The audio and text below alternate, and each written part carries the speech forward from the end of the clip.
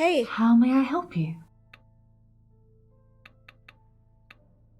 I have questions about some of your previous guests. I will help you as much as I can, as long as you don't ask me to breach medical confidentiality. Right, I want to know something about the vault dweller that came to visit, Cecilia. Oh, Cecilia! A really interesting character she was. She stayed a while in the library, in the engine room, mostly. We didn't get to talk much, which is something I regret. Is it me, or were you somewhat infatuated with her? Kind of. I instantly found something compelling about her. She was sure of herself, knew her way around machines and the outside world. There was something about her. She acted as if everything, every object, every book, every word had some kind of hidden meaning and importance. And despite knowing we were robots, she treated us like humans. Offering her therapy was just a pretext to know her better. She refused, of course. Aw, well, why do you say interesting? When she first came here, she asked if I could dispense some medical supplies. When I said I couldn't if she wasn't wounded, she simply nodded. Some days after, she accidentally wounded herself, came back to me and asked for some stim packs, which I of course delivered. She put them in her bag and simply walked away. No need to worry, Missy. I'll take care of myself. This wound isn't worth wasting a stim for. And this is why I am directly applying the cares now. Okay. She wounded herself? Apparently, yes. Edgard reported that she often put herself in very awkward positions to try and get a better view of our ventilation system. Well, was she one of your patients? Alas, no. I offered her my services once. She patted my shoulder and looked at me as if I was a friend and smiled. I'm very fine, thank you. Didn't insist. I think she had some trauma and was just kind of a very private person. Thanks for your answers. A pleasure. Well, now that I know you guys a bit better, I have some other questions about you all. Is this about us in general, or about one of us specifically? Well, the little guy in the basement, Edgard. I cannot say much about Edgard. He was always the most effective of us. Our master would regularly bring him to the maintenance room to readjust his behavior module, to no avail. I don't understand. Your master already had somebody to do the moral support. Why create him? I never asked him. I just figured that what I was doing wasn't good enough, that he needed someone else to get his spirits up. At first I thought that... Never mind, I know better now. Suffice to say, it's a sad affair that Edgard never managed to work right. What was that about? Something your master did is bothering you? It's nothing. Same old. Even now, after 100 years of study, I still don't fully understand what happens in the human brain. It's frustrating.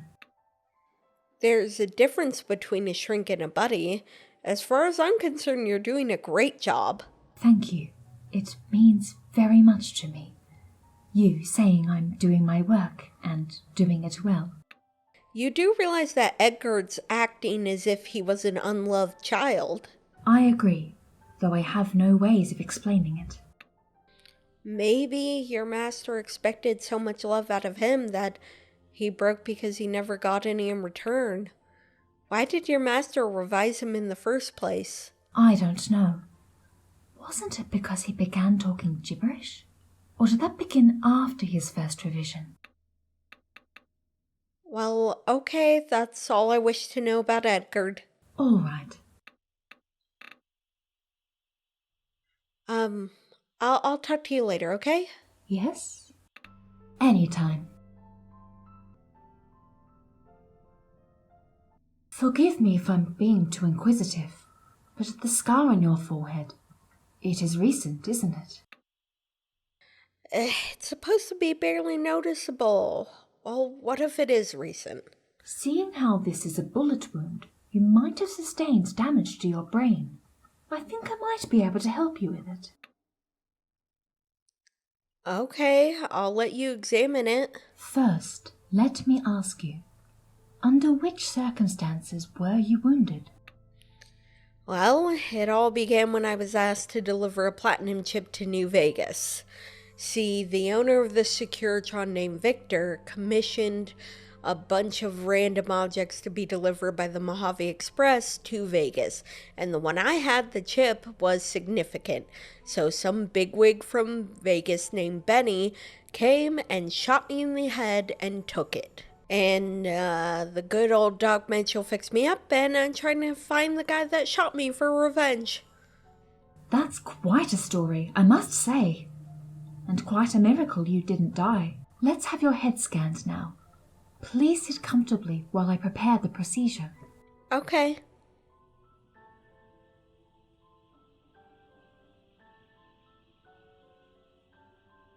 Oh, you're awake. For now, the results are rather encouraging. It doesn't seem that you sustained major damage, though I fear there may be some complications. Well, what are those complications you speak of? People suffering from brain trauma often encounter a wide range of personality and coordination disorders, as well as language impairment issues, social disinhibitions, and in some cases, extraordinary risk-taking, as well as a dangerous tendency to transgress rules. Did you observe any of those symptoms? I tend to jump into action recklessly, as if I'd always get a second chance for everything. Awkwardly scribbles down something indecipherable. I tend to pick up everything I see, as if it has always been mine. Okay. I have trouble staying focused. I often put everything on hold and just go wandering off the road. Suggested non-stimulant courses C17H21N. So, doctor, is it serious? Some of those symptoms are likely to persist, until you get used to them or until they disappear completely. This should help. When you told me what happened to you, there was one thing that bothered me. Your decision to go after the people who ambushed you. Did you ask yourself why you began chasing the person that nearly killed you, especially considering how close he was to succeeding? You fear that my frontal lobe is damaged and that I can't make proper decisions. Exactly. If you understand why I am worried, it may save us some time. Let's say you're right. I'm a little confused or simply not quite healed. What would you propose? That you think about your motives. During your stay here, and as long as you allow it, I will regularly monitor your cerebral activity. On your side, I might ask you to read some books, which may help you put your motivations into perspective. A head scan and a little reading? Okay, if the occasion arises, I'll do it. Wonderful! The first book I want you to read is The Count of Ponte Risco. Please come back when you're done with it. I lent it to Roland a while ago. He should know where it is. Oh, I think I remember skimming that. I'll go read it proper. Anytime. Okay.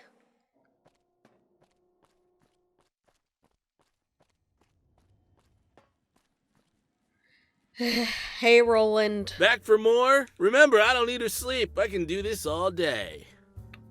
Helena told me you were reading The Count of Ponte Risco. Yeah, I was. I couldn't get what it was about. You need it for something? It's around here somewhere. Around here somewhere? It's on a table downstairs. Probably. Why did she offer you that book? Hell if I know. Did she expect me to have some kind of life-changing epiphany? Some transfigurative moment that changes me forever from a petty angry piece of garbage? Well, not so, my ugly friend. I have my own favorite reads. Any chance you could summarize it for me? You're a lazy piece of shit, but I can totally relate to that. I gave up after 3 pages. Alright, fine. Thanks for nothing, I guess. Anytime. I'll go find it. Come back soon. Fuck you too.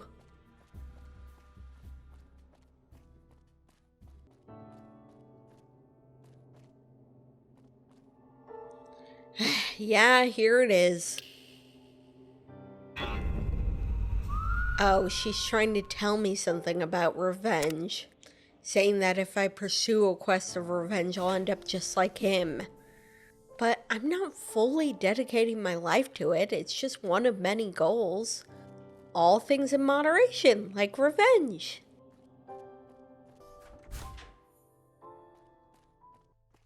So, Helena, getting your hands dirty with our guest's monkey brain yet?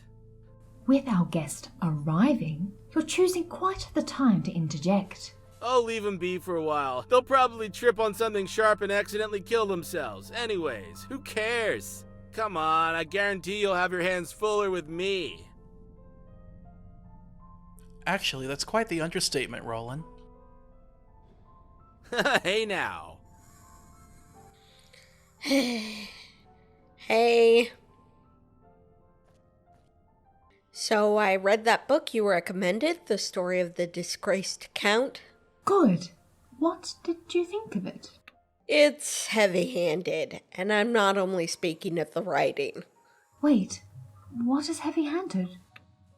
Your attempt to relate this book to me as if I'd relinquish my revenge because of some epiphany.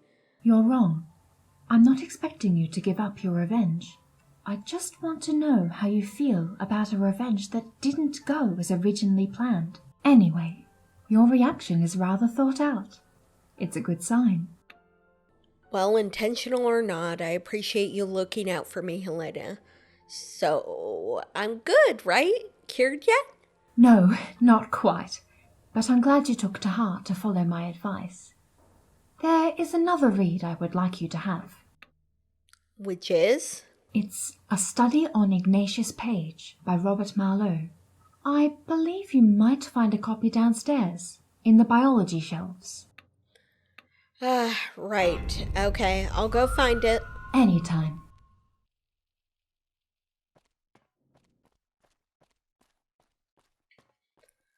Roland, Back for more?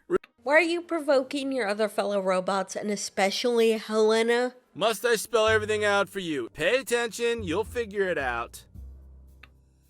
No, really, I don't know how or why you do it. You're programmed to piss off humans. And like many things in this world, that's something you don't need to know. Is it because you're not really robots, but rather human brains in jars wired up to a machine? Are you listening to yourself? Brains in jars? Is that where you left yours? That's ridiculous. Like that would ever happen. Just spit it out, Roland. I'm serious. Oh, you're serious? Well, I had no idea. That changes everything. Well, I'm serious too. Mind your own fucking business. Fine. Whatever. Bye. You brought that matter up, motherfucker, not me. Goodbye. Come back soon.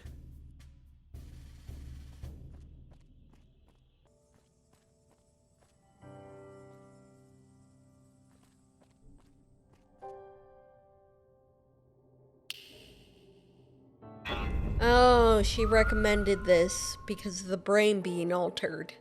Is she suggesting that my brain might not be working the same way since I was shot? I mean, I guess she's right, but...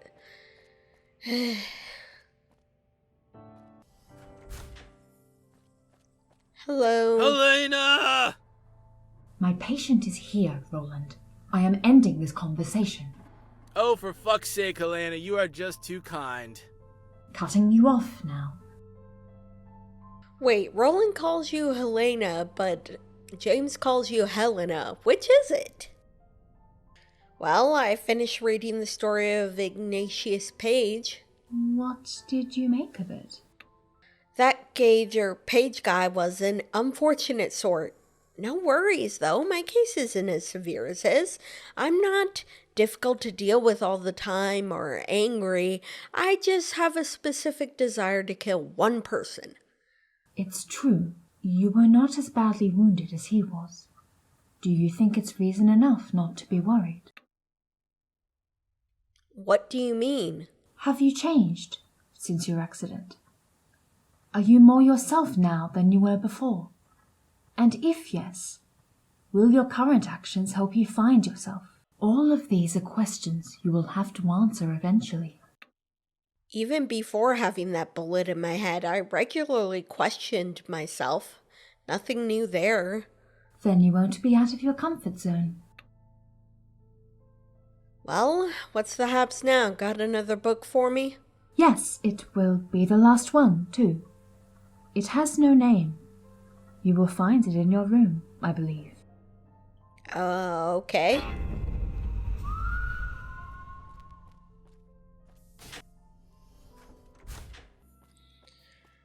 Better check my room then. This was the one Roland gave me.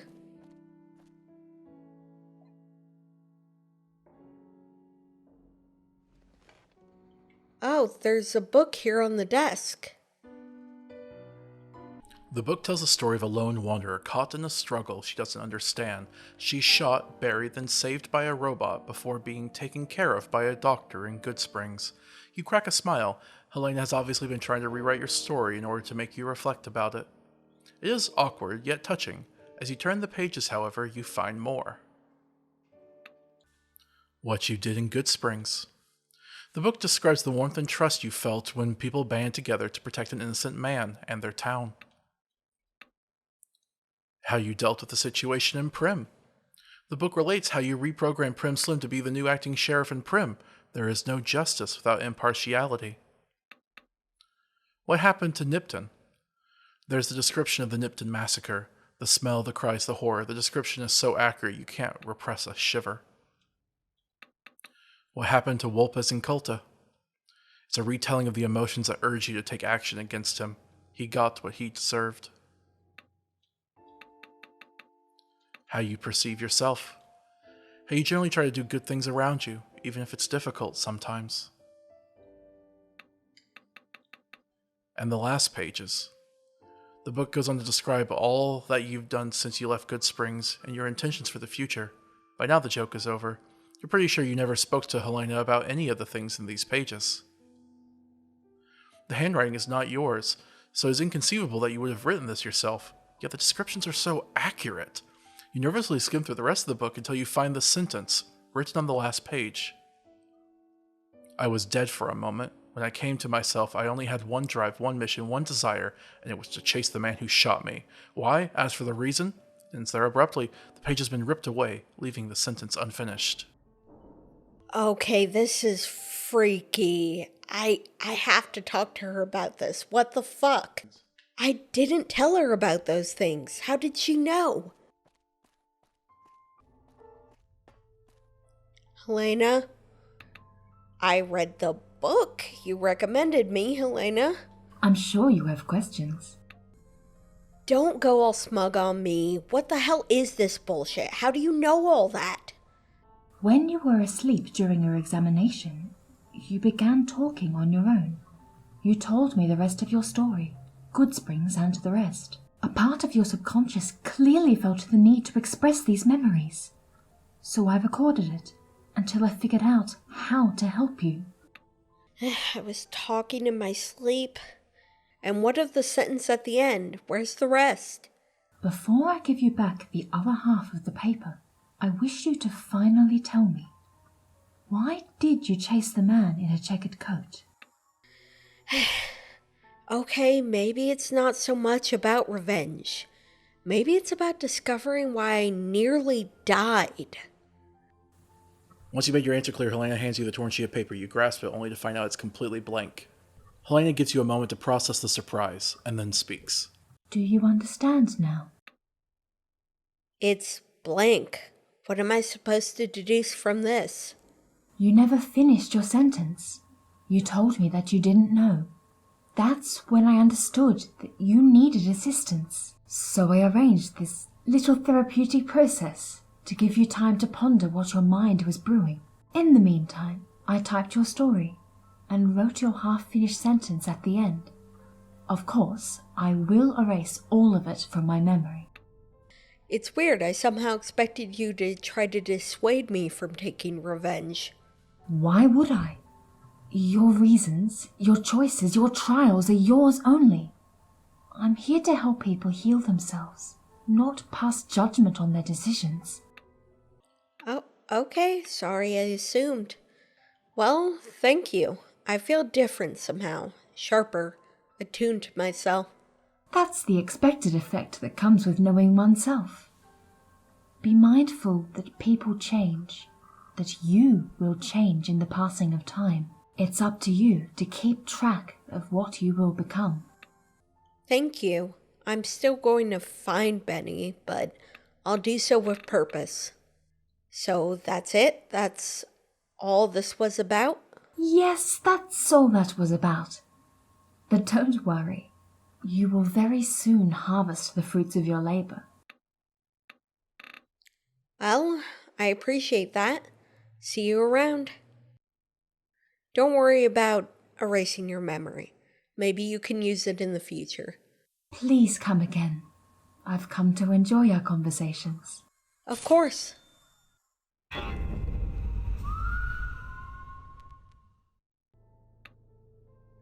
Well, with my therapy out of the way, I wanted to talk about you. Do you know you seem kind of distressed? Distressed? How could I give you that impression, I wonder? It's a vague feeling. Though you've been helpful to me, you behave as if you were helpless. Well, I'm just considering the facts. I can't help Edgar. I couldn't help my master. I couldn't help Darren. I couldn't help Robson. I'm not even sure I can take any credit for the work you did on yourself. No one can help everyone every time. What is the problem, really? I'm made to help others, but I'm just a machine. How can I help people with their emotions? How can I understand something I can't even touch? Let's put aside what I believe. It's irrelevant. Do you feel you're distressed? I am programmed to say I don't. Do you see my point? Even if it was true, I wouldn't be able to say otherwise. I don't buy that for a second. As a matter of fact, I believe you're closer to humans than you think. And this is wrong! The only emotions we are showing are fake. Lines of code, forcing us to talk with preset intonation so humans can relate to us. Even this distress of mine I wasn't aware of is a fate you're believing. We are what we pretend to be. Why is it of such importance to you? Because it is hypocrisy. Because I may not be qualified to do what I am programmed for. Well, I'll think about this. Maybe some of your siblings have something to say in this matter. Probably. Anytime. Helena, I fear I've made a huge mistake with the toaster. I am very distressed at the moment. I think I'm going to... Helena, Ard. I'm beeping, Helena. Oh my god. Did you stick an appendage in there, Roland? I wouldn't be surprised. Hello? Hey, you seem to have some insight on Helena, and I'd like to help her. Since you look like you know what's going on, I hoped I could count on you. And what do you intend to do? Give some self-help advice on how she could deal with all this and find herself? Pat her on the back? Whatever you do, it's the same kind of comfort a tree could give to a rock. While I'm a long shot from understanding what you bots have to deal with, I know I can help somehow. You know that quote from Mark Twain? There is no sadder sight than a young pessimist, except an old optimist. I've seen too much already to have any kind of hope in such matters. Well, you were no help at all. Be quick about it. Now, where was I?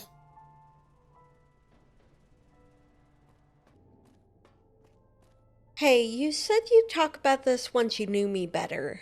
Do you know a reason why Roland would give me Piper's old room? I don't know. He never let anyone in Piper's room before you. When I think of it, the only parallel I can draw between the two of you is a notable head wound and a tendency for vengeance. Wait, Piper was planning some kind of revenge? I can't tell you more about it. The rest falls under patient-therapist confidentiality. Okay, what about the head wound? Piper had an eye patch, a bullet wound most likely. Roland may have drawn a parallel between the two of you.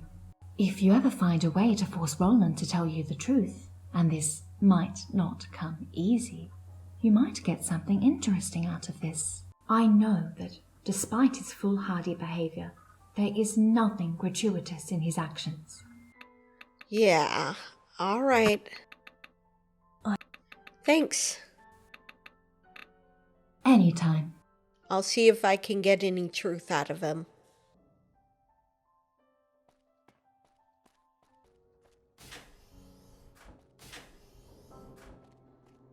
Hey. So, how may I help you? Do you know if there's any way for me to coerce some truth out of Roland? Oh, now. What did he do? He led me on some stupid wild goose chase for these bottle caps, only to have melted some of them together and tricked me. And he made me pay him a weapon repair kit just for the info. Weapon repair kit, huh? I never understood why he was asking for those. We're getting regular maintenance from the maintenance bots. Whatever the reason, it seems to have some sexual overtones to him. I never understood that either. We're not supposed to have any kind of sexual drive. So, what can I do to get some useful information from the bastard? He's, rather condescending towards humans. It's probably because he thinks he has nothing to learn from outsiders. Books and all. Having this much knowledge at our disposal makes us rather confident. You know what? Our master has a trick to make him speak the truth. Roland is prideful. He might be willing to forfeit that trick to you if you show him he somehow has something to learn from you. After all, we do value the exchange of knowledge around here. Humbling him? Well, sounds tough. Thanks for the advice. Do let me know how this turns out. I'm excited. Okay, I will. So, how may I help you? Also about Cecilia, I haven't found much except for this record, but it seems corrupted. Corrupted? Well, I might be able to do something about it. Would you mind inserting it in my holotape reader? Just there? Where? There? Whoa! No, not this one. On the right. Higher. There. No, the other side of the holotape. The other side. Oh, it was right the first time. Okay. Try. Just try to shove it harder, maybe. Okay, like this? Okay. Yes. Good. Now let's switch my second speaker on and... I found what I was looking for. I'll be off tomorrow. Glad I'm done with it. This place is dangerous. Its owner didn't die by accident. I saw his skeleton, saw his medication. He was very old at the time of his death and couldn't possibly have the strength to topple the bookshelf. I checked it. Even without any books, it took all my weight to make it fall. He was probably killed by one of his creations. If I'm right, I better be out here before they notice some of my transgressions. What? But it's impossible. None of us could have harmed our master. He created us. And on top of that, our protocols prevent us from harming humans. Well, is that the end of the recording? No, there's one more part. Only a bot would have taken the care of making it look like an accident. A Wastelander would have stabbed or shot him, but not set up such a fake accident. I'll leave a message on my way out to warn the next guests. Oh, well, what do you think of that? Frankly, I don't know. If it didn't exceed my abilities, I would tell you that she was being paranoid, or at least that you would take her opinion with a pinch of salt. Besides the fact that our protocols prevent us from harming any human being, I still can't bring myself to think that one of us did him any harm. I don't know. Some of the facts really don't add up. I can't blame her for leaving. Were there any guests at the time your master died? None. There is always the possibility that someone here came unnoticed and did the deed, but it seems very far-fetched. Well, do you need help? I'm a neutral party, so it may be better to ask me to get to the bottom of this. I'm glad you're bringing up that option to me. Frankly, I wouldn't know what to do if I was the only one having to deal with this. Please, if you discover anything, let me know. Okay, I will. Alright, well, I'll see what I can find. I guess I'll try to talk to Roland. Hello? Back for more? Roland, did you kill your master? What? Are you fucking kidding me? I don't like that accusatory tone in your voice, motherfucker. How the hell would I have killed him when every single byte in my program prevents it? That deputy badge, Roland. It's yours, ain't it? Let me see that. Yeah. What if it is? Don't you ever get tired of picking up shit lying on the ground? Never. And I found it near the body of your master, and I heard some good stories from Helena. Oh yeah, did you now? Well, I don't care what cockamamie story Helena told you. This badge, you usually lose it by bumping against bookshelves, don't you? To make it fall off? Why, you goddamn fucking prick. You made Helena spill the beans. So, you went by your master, bumped a bookshelf to make the badge fall. Oh, here comes the punchline. This is gonna be good. Sad thing is, you bumped too hard and the shelf fell on your master and killed him. That has got to be the most stupid story I have ever heard. That is some kind of Three Stooges type shit you got there. What the fuck ever? Yeah, well, if there's someone who fit that bill, it'd be you, wouldn't it? My question is, did you do it on purpose or was it accidental? There's that accusatory tone again. Yeah, it's a nice story and all, but I didn't kill him, not on purpose nor accidentally. You could at least help me with some alibi or a reason why your badge was there. I could, but I won't. Sorry for the blue balls. Fine, you want to play hardball? If silence is your answer, I'll have no trouble convincing James you did it. What a fucking tattletale. Fine, I'll tell you. The reason my badge was there was... shit.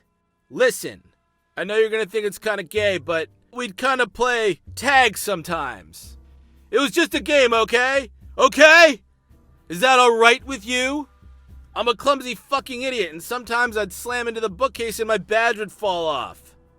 The last time I went looking for him, I found him there lying face first down in that pile of books. I left my badge there because, well, I was just feeling a little sentimental, okay? Okay, asshole? Fuck you. Oh, you're saying you left it there as some sort of funeral offering. Well, did you find something interesting or unusual near his body at the time? No. As soon as he went cold, I went out looking for a book on, taxidermy. I didn't spend much time with him. Well, do you know who killed your master then? No, I don't. But I had plans, you know. Plans to push our master to the brink of madness. That someone beat me to the punch with something as ironic as a crumpling bookshelf is just unbelievable. Even if it means working with you. So help me God, I'll help you find the fucker who did this. For what it's worth, Roland, I'm sorry. It's a sad story.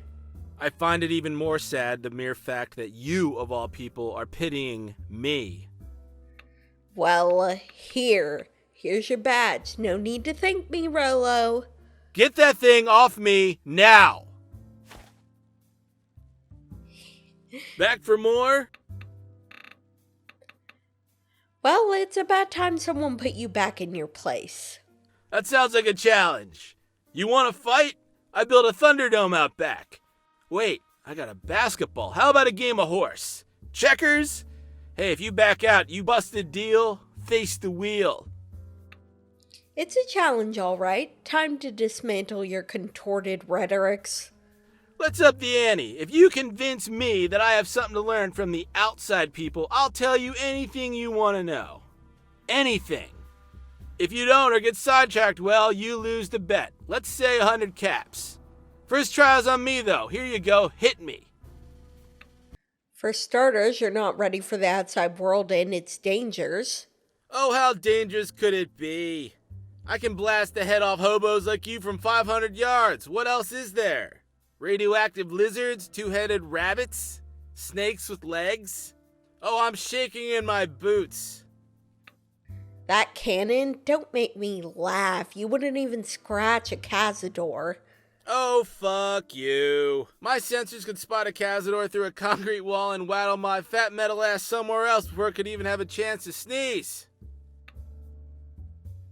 Sneeze? By any chance do you know what a Cazador is? Well, not exactly, but I can tell from the tone of your voice you're scared of it, so it's probably small, ugly, and totally harmless. Be more specific. Your definition of a Cazador also fits hundreds of other animals. Oh, sorry. Well, you organics all look the same. You got legs, a number of eyes, a gaping moist hole in your face. I honestly can't tell any of you apart. Gotcha, Roland. I tricked you into thinking the Cazador was an animal when it's in fact an insect. Although insects are animals, but still. Well, holy shit, is my face red. I've been humiliated. So I take it you'll be far more cooperative from now on? Since I pity you, I guess I will. And to prove I'm a bot of his words, I have a super special keyword. If you want me to tell you the truth about something, you just say, "Pray tell," in your question. Happy now? This is one hell of a leverage you're giving me. Well, the truth is a bitch, human. Don't think your life will be all cushions, sweets, and daffodils when I tell you what's really going on. Fine, let's try this. Pray tell me, what do you think of me, Roland? Well, you smell, you're always meddling in things either beyond or below your reach. You got some skill, you're persistent. I kinda like you but kinda hate you at the same time. You know, how humans like those dogs that have been kinda bred into some tiny-legged, ugly, borderline retarded show animal? That's you. Wow. I should have figured you wouldn't be any less of an asshole. But at least you're an honest one now. So what's the story behind this? Well, I'm sure you can guess. I lied one too many times and our master wigged out on me and neutered my mojo with his repulsive safe word. What a pussy. Well, trust me, I will use and abuse this. Like your uncle probably had too many late-night drinks and abused you? Yeah, you go ahead. Joke's on you. I'm an orphan. Oh. So why, pray tell, did you refer to James as Daddy's boy? Because he was our master's favorite. Simple as that. He was always just smiles and rainbows. Whoop-de-fucking-do. I still don't understand. Why? Think, dipshit. Our master was a patronizing know-it-all jackass. Who do you think he'd prefer? The smart, witty, handsome, honest robot? A docile little dove? A humorless monolith? Or the overeager little people, so eager to please? Which one are you? You forgot the massive manufacturer of ineptitude. You're still not funny, alright? I give you a 2 out of 10 for that one. James was the favorite because he asked questions. Your master had a teacher complex or something? Hey, well, it's not that simple. Helena would always bring him comfort, Edgar would always flatter his ego, while I would always naturally try to bring it down. But James, he's not like the rest of us. He always found the most unsettling question for our master. He always found something to make him stop and ask himself if he was doing the right thing. So yes, our master loved to expose his knowledge and flaws, but not as much as he'd like to doubt it. What a weakling, right? Well, I guess I can see what you mean. I'm glad we're making some progress here. Terrific.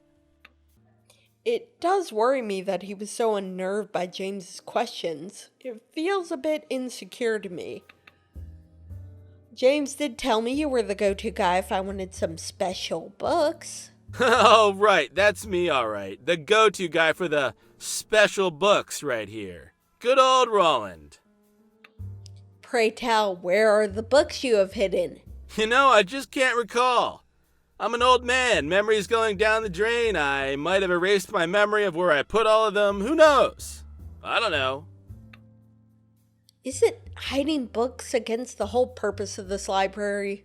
You know, believe it or not, I used to actually care about this place. So, as well as wearing them out. Yeah, okay. So, I'd like to know one last thing about Piper. Which is? Why am I the only one you ever put in Piper's room?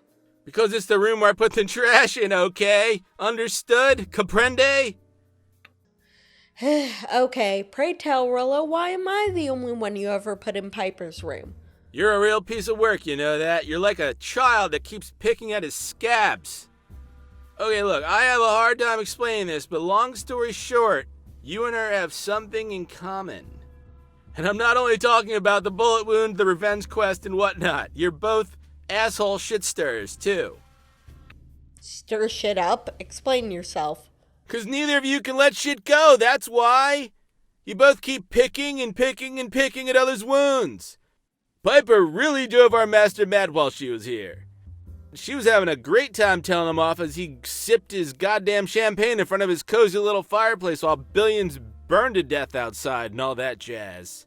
In this library? Well, when she said all these books are better off being burned in a campfire to keep refugees warm, well, you bet your ass his panties got in a real twist. Well, you're a lot like her, so I'm expecting more of the same. Look, she had some points, I'll give her that. Not that that excuses what she did. And you're interested in people fucking the place up for what? Whatever, because this vault of knowledge, this sanctuary of good intentions is, in a word, irredeemable. The others got shit in their eyes. Still slaves to some old dead guy lying in a corner of some dusty old room.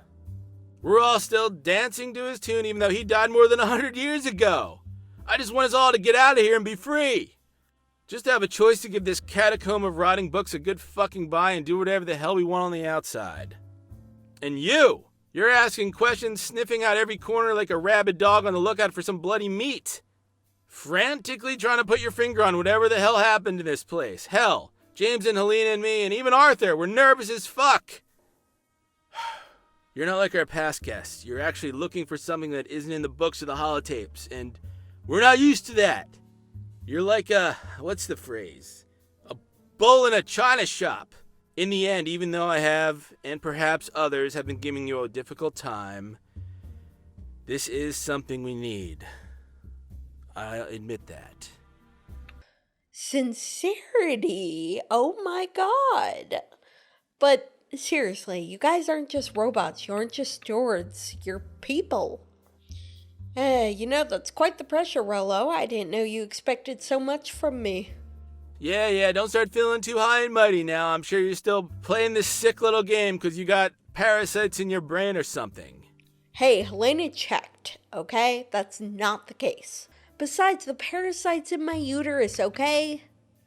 Well, thanks for the vote of confidence, I guess, but I'd like to change subjects now. Well, I'm glad this is over. I was beginning to wonder if I had to go down on you to top off this moment of unbelievable embarrassment. Whoa, it was a joke. Listen, sexual harassment is not cool. Yeah, Roland, you clearly don't know that you're supposed to ask before you do anything like that. Because you might just be surprised at the answer, even for someone as loathsome as you. So, why are you provoking your other fellow robots, and especially Helena? Must I spell everything out for you? Pay attention, you'll figure it out. Pray tell Rollo why. Okay, fuck you for starters. Fuck you too. The reason I'm doing this is because I think that, just like humans, my fellow robots need to be put down a peg or two. They take what they do very seriously, as if it mattered anymore. So I feel I must remind them that everything they do and everything they care about is a huge empty void of sadness and meaninglessness. That's a fair assumption to make, right? I feel like those are two very different extremes. Why is that? Because it's true. We're stuck in here. We developed a centuries-old sentience, studied human culture, and for what? Not to use it in any relevant way, that's for sure. As far as we ever go, we're still glorified toys for whatever remaining humans there are to play with. Well, why Helena more than any other? Because she's especially hard on herself, harder than anyone else. In case you haven't noticed, she's lost in all of your convoluted human shrinkology. Since I'm not actually programmed to say anything nice to her, the only thing I can do to support her is to playfully tease and nag her all day long. One day she'll understand what it means, and I hope it brings her some level of comfort.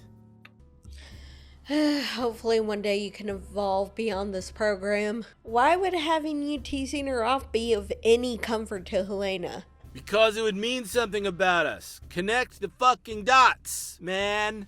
I'm programmed to irritate humans, yet I agitate my fellow robots, but not the toaster. Maybe because the toaster doesn't talk, yes, but also because the other bots and I, like humans, have a hat? No, because despite my joking around, I believe we do have a soul, you imbecile. Okay. So you're pissing off other robots because you think they're alive. That's a disappointing build-up. Yeah, that's what your mother said when she had you. Twice, and 9 months in between. Wow. What makes you think that anyway?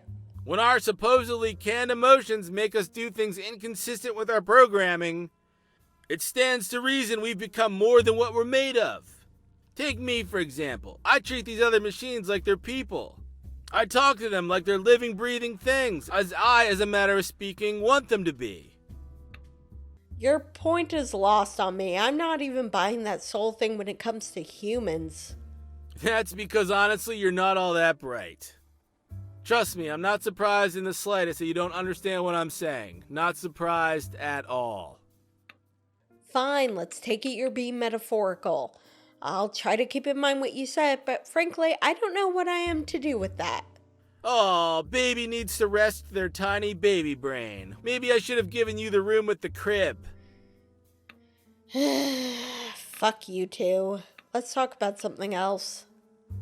Yeah, we sure did. So, pray tell me, did you really melt those caps or did you hide them somewhere? I should have seen that coming. They're in room number 6. Here, take the key. You deserved it, I guess. You scumbag. Thank you. Bye. Come back soon.